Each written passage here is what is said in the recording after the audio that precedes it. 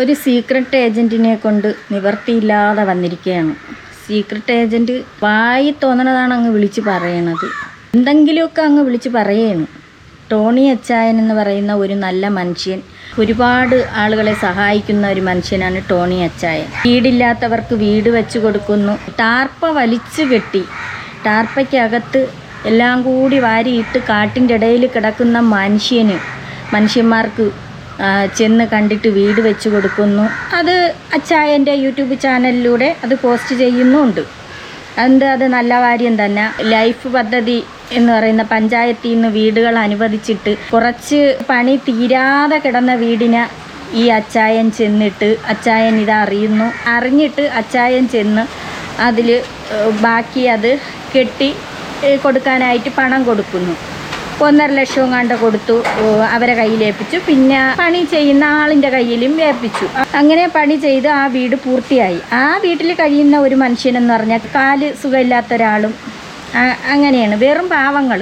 അങ്ങനെ ഇങ്ങനെ സഹായിക്കുന്ന ഒരു മനുഷ്യൻ, കുട്ടികൾ പഠിക്കാനായിരുന്നാലും അവരെ സഹായിക്കുന്നുണ്ട്. അതുപോലെ അസുഖങ്ങളുള്ളവരെ, ക്യാൻസർ രോഗമായിരുന്നാലും അങ്ങനെയുള്ളവരെ സഹായിക്കുന്നുണ്ട്. അവർക്ക് ചിലപ്പോൾ വീട് കാണൂല. രോഗികളായ ഒരുപാട് പേര് ഇങ്ങനെ വിഷമിച്ച് കിടക്കുന്ന സാഹചര്യത്തിൽ ഈ അച്ചായൻ എന്ന് പറയുന്ന നല്ല മനസ്സിനുടമയായ ഈ മനുഷ്യൻ ഒരുപാട് സഹായങ്ങൾ ചെയ്യുന്നുണ്ട്. അതും വേറെ ആരുടെയും കാശ് കൊണ്ടല്ല, ആരുടെയും മുന്നിൽ അച്ചായൻ കൈ നീട്ടിയിട്ടല്ല കൊണ്ടുവന്ന് ഇവർക്കൊക്കെ കൊടുക്കണത്. അതുപോലെ തന്നെ ആ ആളിൻ്റെ യൂട്യൂബ് ചാനലിലൂടെ ആളുടെ ഗൂഗിൾ പേ പോലും നമ്പർ പോലും ഇടാതെയാണ്, ഇട്ടിട്ടേ ഇല്ല. എത്രയോ പേര് അല്ലാതെ എന്തെല്ലാം ചെയ്യുന്നുണ്ട്. യൂട്യൂബ് ചാനൽ അവരവരുടെ സ്വന്തം ചാനലുകളിൽ വന്നിരുന്നു കൊണ്ട് പിച്ച തണ്ടും പോലെ ഓരോരുത്തരടുത്ത് ഗൂഗിൾ പേ ഇട്ട് നമ്പർ ഇട്ട് കൊടുത്തിട്ട് പണം ചോദിക്കുന്നുണ്ട്. അച്ചായൻ ഒന്നും ചെയ്യുന്നില്ല. അച്ചായൻ സ്ഥാപനങ്ങൾ നടത്തുന്നുണ്ട്.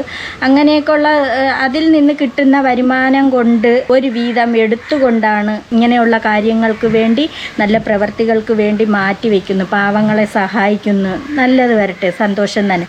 ഒരു വാഴയെന്ന് പറയണം, വാഴ സായി, സീക്രട്ട് ഏജൻറ്റ് വാഴ സായി. ബിഗ് ബോസിലൊക്കെ പോയി കിടന്ന് നമുക്കറിയാമല്ലോ, കിടന്ന് കാണിച്ച കോലങ്ങൾ. ഇടക്കാലത്ത് അനുമോളെ തന്നെ എന്തെല്ലാം പറഞ്ഞ് വിനുവിനെ പറ്റിയും അനുമോളെ വെച്ചിട്ടും എന്തെല്ലാം കോലങ്ങൾ അവൻ പറഞ്ഞുണ്ടാക്കി. വെറുതെ കള്ളക്കഥകളാണ് പറഞ്ഞുണ്ടാക്കി അവൻ്റെ ചാനലിലൂടെ ഇട്ട് അവൻ റീച്ച് ഉണ്ടാക്കണത്.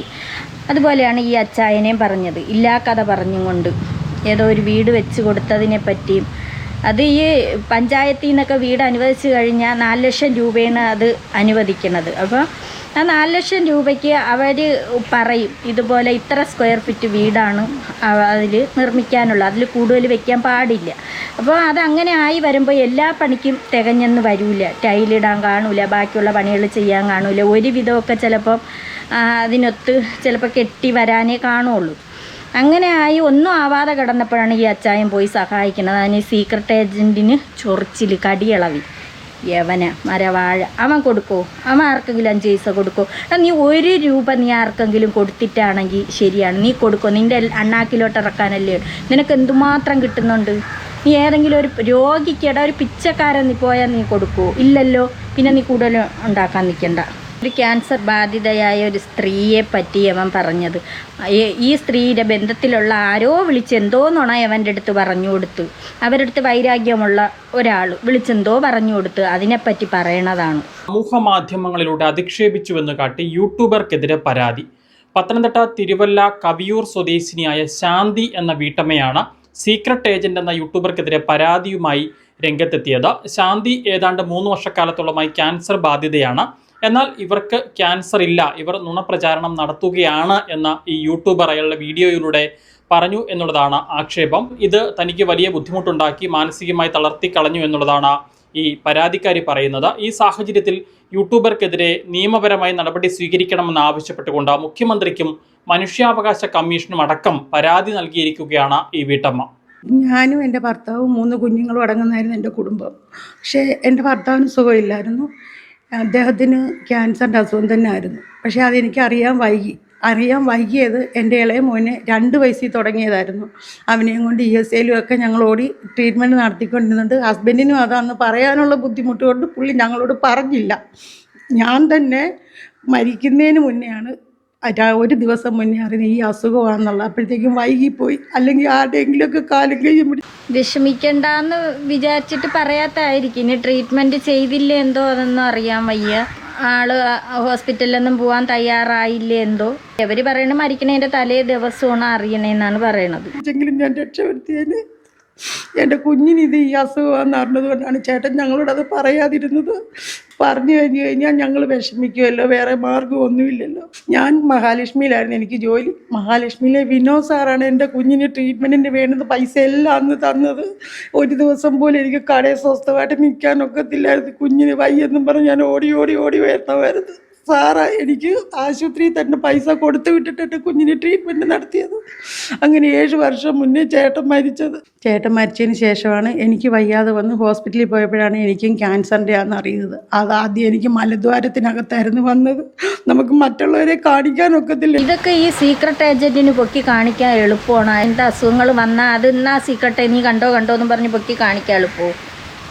ഇപ്പം എന്തോന്നിൻ്റെ എനിക്ക് ഇന്നടുത്ത അസുഖമൊന്നും കാണിക്കാൻ ഒക്കത്തില്ല. അതിൻ്റെ ഓപ്പറേഷൻ കഴിഞ്ഞു.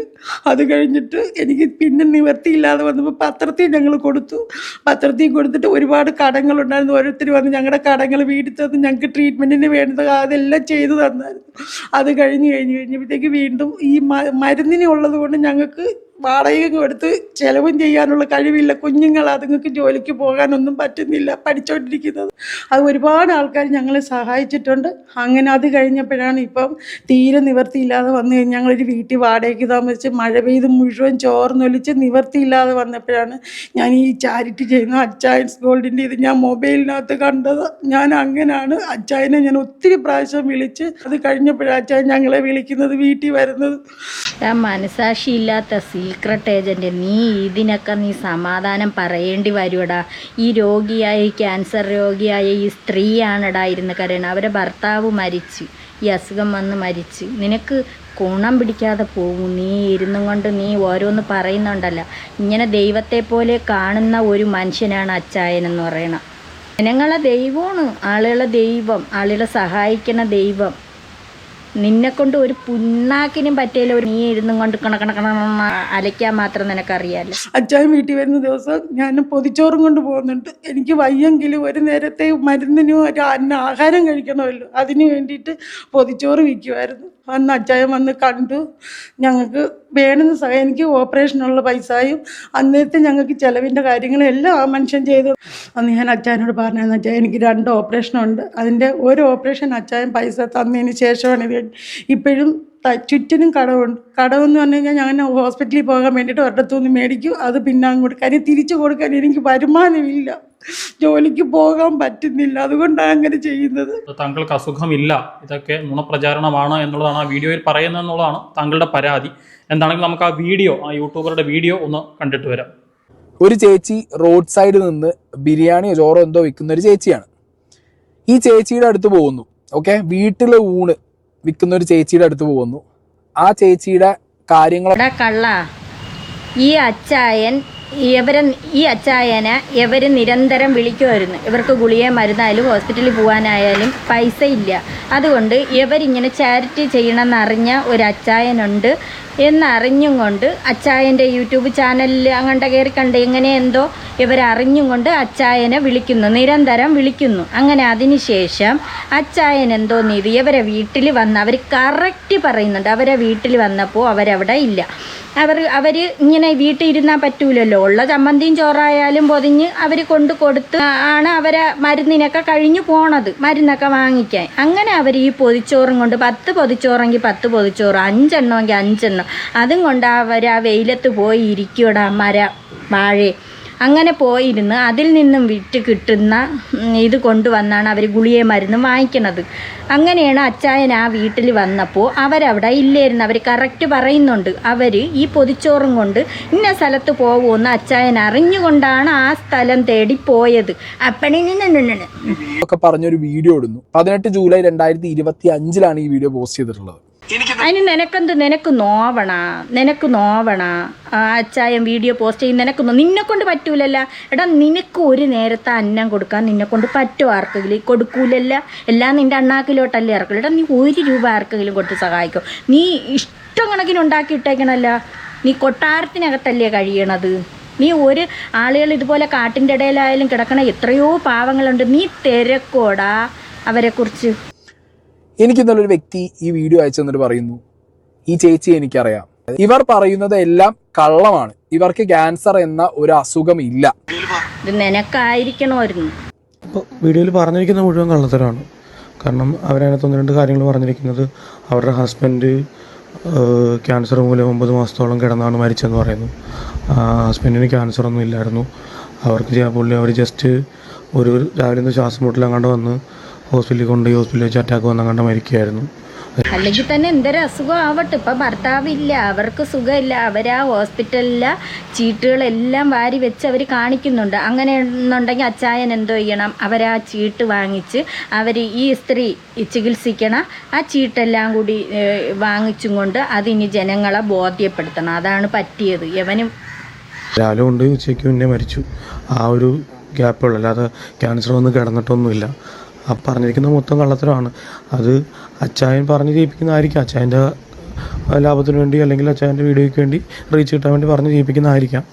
ആൻഡ് അച്ചായൻ വീഡിയോയിൽ പറഞ്ഞ കാര്യങ്ങളൊന്നുമല്ല ആ വീട്ടിലെ അവസ്ഥ. ഇതീ പറയുന്നത് എൻ്റെ ഒരു ബന്ധുവാണ് ഇത് പറഞ്ഞെന്നാണ് പറയുന്നത്. ഈ ബന്ധു എന്ന് പറയുന്നത് എൻ്റെ അമ്മാവൻ്റെ മകൻ തന്നെയാണ്. അവൻ ഈ വീഡിയോ അച്ചായൻ വന്ന് എടുത്തുകൊണ്ട് പോയതിൻ്റെ അന്ന് വൈകുന്നേരം തന്നെ ചാനലിലൊക്കെ വന്നു കഴിഞ്ഞപ്പോൾ തന്നെ അവൻ ഞങ്ങളെ വിളിച്ചിട്ട് ഒരുപാട് അനാവശ്യം പറഞ്ഞു. നിങ്ങൾ എന്തോ കാര്യത്തിനാണ് നിങ്ങളങ്ങനെ ചെയ്തത്? നിങ്ങൾക്ക് നാണമുണ്ടോ? നാട്ടുകാരെ പറ്റിച്ച് ജീവിക്കാനാണോ എന്നൊക്കെ. ഞങ്ങളുടെ കാര്യം ഒരു നേരമെങ്കിലും ഇവരാരെങ്കിലും ഒന്ന് തിരക്കിയിട്ട് പറയുമായിരുന്നു. അത് കറക്റ്റാണ്. ഇപ്പം ഈ സീക്രട്ടിൻ്റെ അടുത്ത് പറഞ്ഞു കൊടുത്ത അവനെങ്കിലും ഒരു നേരമെങ്കിലും തിരക്കിയിട്ടാണ് ഇത് പറഞ്ഞിരുന്നെങ്കിൽ വേണ്ടില്ല. ഇവരെ ബന്ധത്തിൽ, ഈ സ്ത്രീയുടെ ബന്ധത്തിലുള്ള ഒരാളാണ്. ഇവർ ഭർത്താവും ഭാര്യയും കൂടെ സ്നേഹിച്ചതിൻ്റെ കല്യാണം കഴിച്ചതാണ്. ഇയാൾക്ക് അവരടുത്ത് വൈരാഗ്യമുള്ളതിൻ്റെ പേരിലാണ് ഇതിങ്ങനെ സീക്രട്ട് ഏജൻറ്റിൻ്റെ അടുത്ത് പറഞ്ഞു കൊടുത്തത്. അതുമല്ല അച്ചായൻ്റെ അടുത്ത് എന്തോ ഒരിത് കാണും, വൈരാഗ്യം കാണും. അച്ചായൻ ഉയർന്നു പോകുന്നത് കാണാൻ സഹിക്കാൻ പറ്റുന്നില്ല സീക്രട്ട് ഏജൻറ്റിനും, മറ്റവർക്കൊന്നും പറ്റുന്നില്ല, വാഴസായിക്ക്. അപ്പം അച്ചായൻ്റെ ഒരു രംഗം കാണാം. ഒരു വീട്ടിലൊരു പാവപ്പെട്ട ഒരു ക്യാൻസർ രോഗിയായ ഒരു സ്ത്രീ കിടക്കണം, ടാർപ്പയിൽ കിടക്കണം. അവിടെ ഒന്ന് പോയിട്ട് പറയണം. ഒരു മോനുണ്ടായിരുന്നു, ക്യാൻസർ ആയിരുന്നു, മോൻ മരിച്ചുപോയി. എനിക്ക് ക്യാൻസർ ഒരു മോനെ ഉള്ളായിരുന്നു, മോൻ മരിച്ചുപോയി. പിന്നെ എനിക്ക് സുഖമില്ലാതെ എനിക്ക് തൊണ്ടയിലും ക്യാൻസർ പരീക്ഷയായിരുന്നു. ഞാൻ മരുന്ന് മേടിച്ചിട്ട് ഇനിയിപ്പോൾ 3 മാസത്തോളമായി. ബാത്റൂമിലൊക്കെ പോകുന്ന ചില സമയത്ത് താഴെ ചിലപ്പോൾ പറമ്പില് പടുതായിക്ക് വാടക കൊടുക്കുന്നു. പടുതായിക്ക് വാടക കൊടുക്കുന്നു. എത്ര രൂപ? ഒരു ദിവസം 200 രൂപ വെച്ച് വാടക നമ്മൾ കൊടുക്കണം. കഷ്ടം. 200 രൂപ വാടക കൊടുക്കുന്നു. ഒരു ദിവസം 200 രൂപ വെച്ചത്.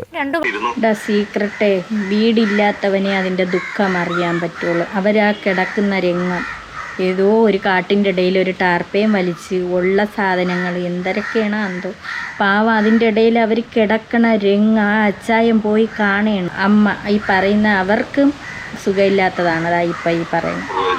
ഒരെണ്ണത്തിന് 100 രൂപ. ചേട്ടന്റെ കൂലിപ്പണിയിൽ നിന്ന് കിട്ടുന്ന കാശ് കൊണ്ട് ഒരു ദിവസം 200 രൂപ പടുതയ്ക്ക് വാടക കൊടുക്കണം അല്ലേ? സമ്മതിക്കണം. ഇതാണ് ഇവിടുത്തെ അവസ്ഥ. നിങ്ങൾ അപ്പൊ എങ്ങനെ ഈ രാത്രിക്ക് ഇവിടെ കിടന്ന് ഉറങ്ങുന്നു? അങ്ങേപ്പുറത്ത് ഇങ്ങനെ തുണി കൊണ്ട് മറച്ചൊരു ഇതിട്ടിട്ടുണ്ട്. അവിടെ പന്നിയൊക്കെ വരും അപ്പുറത്ത്. അയ്യോ, ഇങ്ങനെയാ നിങ്ങൾ കിടക്കുന്നത് അല്ലേ? ഇവിടെയാണ് സാറേ ഞങ്ങൾ കിടക്കുന്നത്. അപ്പൊ നിങ്ങൾക്ക് ഒരു മറവ് പോലും ഇല്ല. ഇത് നിങ്ങൾ ഓർത്താണോ ഇവർ കിടക്കുന്ന അവസ്ഥ? നിങ്ങളൊന്ന് ചിന്തിച്ചേ. വാഴസായി, ഇത് നീ ഒന്ന് കാണും. വാഴസായി, എടാ നീ 1 രൂപ കൊടുത്തിട്ടാണ് നീ ഇത്രത്തോളം പറഞ്ഞെങ്കിൽ വേണ്ടില്ല. നീ ഈ കണ്ണു തുറന്ന് കാണടാ. എന്തൊരു അവസ്ഥയല്ലേ ഇവർ കിടക്കുന്നേ? ഞാൻ 3 മാസമായി മരുന്ന് കഴിച്ചിട്ട് എനിക്കിത് മേടിക്കാൻ നിവർത്തില്ല. ഞാൻ ഈ കഴിഞ്ഞ ദിവസം ഗുളിക എടുത്ത് കഴിച്ച് മരിക്കും. അത് കഴിഞ്ഞ് ഞാൻ ഇവിടുന്ന് റെയിൽവേ സ്റ്റേഷനിൽ പോയി. ഇവരാരും അറിയാതെ പോലീസുകാരെന്നെ പിടിച്ചിട്ട് ചേട്ടനെ വിളിച്ചിട്ട് പറഞ്ഞു ഭാര്യയെ കൂട്ടിക്കൊണ്ട് എളുപ്പം പോകുമെന്നും പറഞ്ഞുകൊണ്ട് അവർ ചോദിച്ചു. ആണോ? ചങ്ങനാശ്ശേരി സ്റ്റേഷൻ, ചെങ്ങന്നൂർ സ്റ്റേഷനിലാ. എന്താ അരി ഇങ്ങനെ ഇരിക്കുന്നേ? പച്ചരിയാ സാറേ. പച്ചരിയാ? പച്ചരിയായിരുന്നു, അരി ഇല്ലായിരുന്നു. പച്ചരി വെച്ച് അച്ചായൻ്റെ ചാനൽ വളർത്താനാ എന്തേരനാവട്ട്. ആ മനുഷ്യൻ ഉണ്ടാക്കുന്ന കാശിൽ നിന്ന് തന്നെ കൊണ്ടുവന്ന് കൊടുക്കണത്. അയാൾ ആ ആളിൻ്റെ അച്ചായൻ്റെ വീട് പോലും നല്ലതുപോലെ നോക്കാതെയാണ്, വീട്ടിലുള്ളവരെ പോലും നോക്കാതെ, വീട്ടിൽ സമയം ചെലവഴിക്കാതെയാണ് ഇങ്ങനെയുള്ള കാര്യങ്ങൾ ചെയ്യണം. ചോറ് വെച്ചു, കൂട്ടാനുള്ള കാന്താരിമുളക്, ഇത് കൂട്ടിയാണ് ഇവർ ഫുഡ് കഴിക്കുന്നത്. സാറേ എനിക്കൊരു കയറി കിടക്കാൻ ഒരു പേര്, കയറി കിടക്കാൻ പേരാ അല്ലേ? എനിക്കൊരു മരുന്നിനുള്ള പൈസ. മരുന്നിന് എത്രയാവും? എല്ലാ മാസവും ടെസ്റ്റ് ചെയ്യുന്ന ഒരു മാസത്തിന് 1000 രൂപയോ. ഇത് 10 ലക്ഷം രൂപയുണ്ട്. 8 ലക്ഷം രൂപയ്ക്ക് നിങ്ങൾ വീട് പണിയണം. വാഴസായി നിന്നെ കൊണ്ട് പറ്റോടാ? ഈ 10 ലക്ഷം രൂപയാണടാ എടുത്ത് കൊടുക്കണം. 8 ലക്ഷം രൂപ വീട് വെക്കണമെന്ന് ഇവിടെ കൊടുക്കുമോ? നീ കൊടുക്കോടാ? നീ കൊടുക്കോ? നിന്നെ കൊണ്ട് പറ്റോടാ? 2 ലക്ഷം രൂപയ്ക്ക് നിങ്ങൾ നിങ്ങളുടെ ചെലവ് എന്നോട് ചോദിച്ചാൽ ചേച്ചി എന്താ 1000 രൂപയ്ക്ക് ഒരു ഗുളിക മേടിച്ച് തരാമെന്ന് ഒരു മാസത്തേക്ക് അല്ലേ? ഞാനിപ്പോൾ ചെലവിന് വേണ്ടി 2 ലക്ഷം രൂപയാണ് തരുന്നത്. പിന്നെ ബാക്കി 8 ലക്ഷം രൂപ എന്തിനാ തന്നത്? വീടിന്. സന്തോഷമായില്ലേ? നല്ലൊരു വീട് പണിയത്തില്ലേ? നിങ്ങൾ നല്ലൊരു വീട്ടിൽ അന്തസ്സായിട്ട് കയറി കിടക്കുന്ന എനിക്ക് കാണാം. ദൈവം അനുഗ്രഹിക്കട്ടെ, എല്ലാവരും അനുഗ്രഹിക്കട്ടെ. നിങ്ങൾ തളരരുത്, നിങ്ങൾ കരയരുത്. ഇനി കരയാനും പാടില്ല. ഞാൻ നാട്ടുകാർക്കും പാവങ്ങൾക്കും വേണ്ടി കോടികൾ മുടക്കിയ ആളാണ്. ഇനിയും കോടികൾ ഞാൻ മുടക്കാൻ തയ്യാറാണ്. പക്ഷേ എൻ്റെ സൈബർ അറ്റാക്കും ഭീഷണിയും കാശ് ചോദിക്കലും കാരണം എന്നെ ജീവിക്കാൻ സമ്മതിക്കുകയല്ലെങ്കിൽ ഞാൻ ഈ ചാരിറ്റി നിർത്തുവാണ്. കാരണം എന്നെ ഇപ്പോഴും പൊന്നുപോലെ സ്നേഹിക്കുന്ന എൻ്റെ നാട്ടുകാർ എൻ്റെ ഒപ്പം ഇല്ലെങ്കിൽ എനിക്ക് ഇനി ചാരിറ്റി നടത്താൻ പറ്റില്ല. എൻ്റെ ഫാമിലിയോടെ ഉറങ്ങാതെ പോലുമാണ് ഞാൻ പല സ്ഥലങ്ങളിലും രാത്രി വരെ സഞ്ചരിച്ച് ചാരിറ്റി ചെയ്യുന്നത്. എന്നെ ഇങ്ങനെ ആക്രമിക്കുകയാണെങ്കിൽ ഞാൻ ഇനി ചാരിറ്റി സ്റ്റോപ്പ് ചെയ്യുകയാണ്. നിനക്കൊക്കെ സമാധാനമാവുമല്ലോ. ഈ മനുഷ്യൻ ഉള്ളത് കൊണ്ടാണ് ഈ പാവപ്പെട്ട ജനങ്ങൾ കിടക്കണം. എത്രയോ പേർക്ക് വീട് വെച്ച് കൊടുക്കണം, അതുപോലെ എത്രയോ പേർക്ക് ചികിത്സയ്ക്ക് പണം കൊടുക്കണം, എത്രയോ പേർക്ക് ആഹാരം വെച്ച് കൊടുക്കണം. വാഴസായി നിൻ്റെ കുടുംബത്തിൽ നിന്ന് കൊണ്ടുവന്നിട്ടോ നീ കൊടുത്തിട്ടോ അല്ല ഈ മനുഷ്യൻ ഇങ്ങനെ ഈ ചാരിറ്റി ചെയ്യുന്നത്. ആ മനുഷ്യൻ്റെ സ്വന്തം വരുമാനത്തിൽ നിന്നെടുത്താണ് ഈ പാവപ്പെട്ട ജനങ്ങളെ സഹായിക്കണം. നിൻ്റെ കുടുംബത്തിൽ നിന്ന് കൊണ്ടുവന്ന അല്ലല്ലോ വാഴസായി. പിന്നെ നിനക്ക് പറയാൻ ഒരു യോഗ്യതയില്ല. നീ അവിടെയെങ്ങാനും കുത്തിയിരി. അച്ചായൻ ഇനി ഇത് ചാരിറ്റി മുന്നോട്ട് തുടർന്ന് കൊണ്ടുപോകണം. അതുപോലെ ഈ വാഴസായി ഇത്രത്തോളം പറഞ്ഞ വാഴസായിയുടെ പേരിൽ നിയമ നടപടി എടുക്കുക തന്നെ വേണം. ഒരുപാട് ഈ അച്ചായൻ്റെ വോയിസുകളൊക്കെ ആവശ്യമില്ലാതെ ആരെയൊക്കെയോ സ്വരത്തിൽ ഇങ്ങനെ പുറത്ത് വിട്ട് അത് അച്ചായം പോലും ആയിരിക്കൂല. പാവം ആ മനുഷ്യനെ എങ്ങനെയൊക്കെ തകർക്കാൻ പറ്റുമോ അത്രത്തോളവും തകർത്തുകൊണ്ടേയിരിക്കുകയാണ്. അച്ചായൻ ചാരിറ്റി തുടർന്ന് മുന്നോട്ട് തന്നെ പോകണം. വാഴസായി ഇങ്ങനെ പലതും പറയും. അവന് വിവരമില്ല, അവന് റീച്ച് കൂട്ടാൻ വേണ്ടിയിട്ട് അവൻ്റെ ചാനൽ വളർത്താൻ വേണ്ടിയിട്ടാണ് അവൻ ഇങ്ങനെ കാണിക്കുന്നത്.